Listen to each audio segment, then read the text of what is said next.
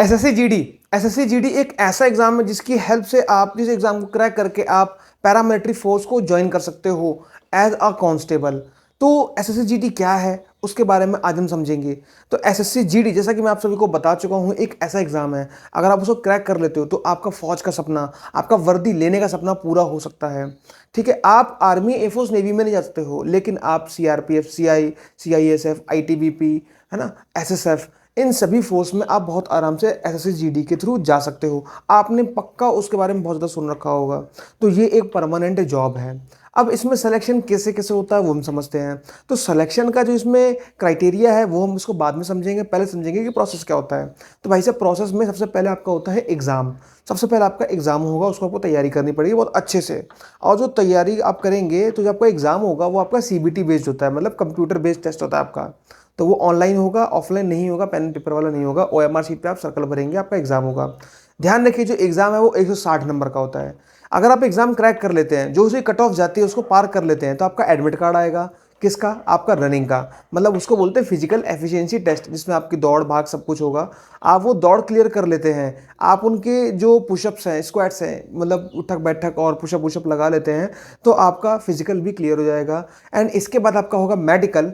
ठीक है, अगर आप मेडिकल पहली बार में फिट है तो ठीक है, वरना आपको आरएमई रिव्यू मेडिकल टेस्ट भी मिल जाता है आपको। ठीक है, रीमेडिकल भी मिल जाता है और आप उसमें फिट हो जाते हैं। देन आपके जो डॉक्यूमेंट्स होते हैं उनको एक बार वेरीफाई करना होता है। तो डॉक्यूमेंट्स जिसके होते हैं वो वेरीफाई करा जाता है।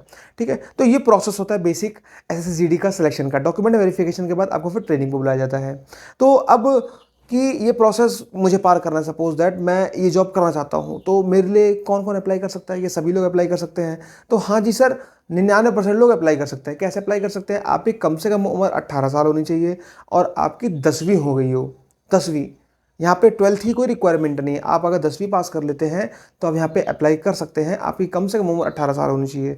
हाँ, यहाँ पे जो एक क्राइटेरिया इन्होंने फिक्स कर रखा है वो हाइट का। आपकी हाइट एक अच्छी खासी हाइट होनी चाहिए। बौने बौने से हमें फौजी नहीं चाहिए ना, हमें तो एक अच्छी हाइट हो, पर्सनैलिटी अच्छी हो, फिजिकली बहुत फिट हो, इस टाइप के फौजी की रिक्वायरमेंट होती है। तो सर आपकी हाइट मिनिमम लड़कों की 170 होनी चाहिए।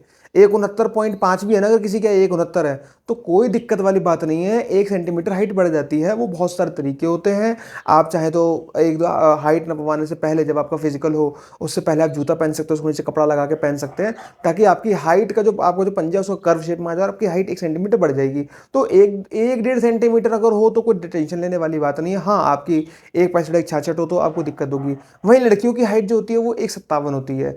अब आप ये जो हाइट बताइए ना, जनरल कैटेगरी की बताइए। वहीं आप रिजर्वेशन आप देखोगे SC ST, तो थोड़ी छूट मिल जाती है उन लोगों को। ठीक है, तो ये हाइट का क्राइटेरिया है, ये बेसिक क्राइटेरिया आपको पूरा करना होता है, जिससे आपकी हाइट ये बच्चे अप्लाई कर सकते हैं। तो आपकी 10वीं मिनिमम पास होनी चाहिए और आपका हाइट का क्राइटेरिया। अगर हम देखें तो इसका मेन क्राइटेरिया यही होता है और इसमें कुछ भी अलग से क्राइटेरिया फिक्स नहीं किया गया है।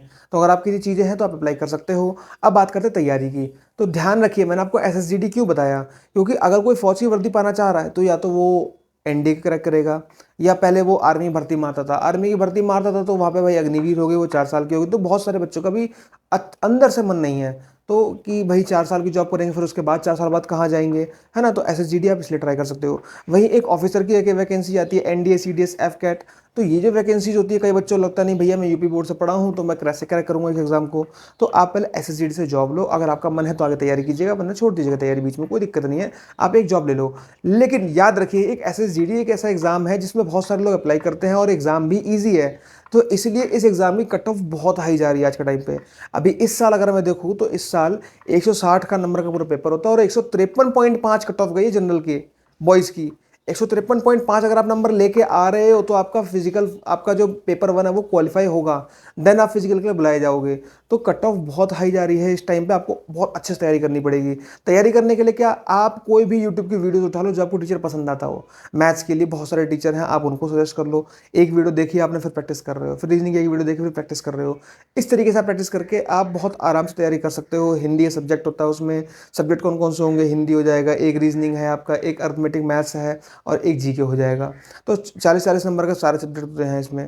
तो आप जब थोड़ा एक वीडियो यूट्यूब से देखा और प्रैक्टिस करा और फिर टेस्ट दिया ऑनलाइन, तो आपका बिलीव मी पहले अटेम्प्ट में पेपर निकल जाएगा। और वर्दी पहन के अपना जुनून पूरा कीजिए। आप वर्दी पहन लीजिए, फिर अगर आपको स्पेशल फोर्स में जाना है तो आप वो भी कर सकते हैं। तो अगर आपको SSGD से लेके और कुछ जानना हो तो आप कमेंट कर सकते हैं, हम आपका जवाब जरूर देंगे। Thank you so much for watching this video. Have a nice day and Jai Hind to all of you.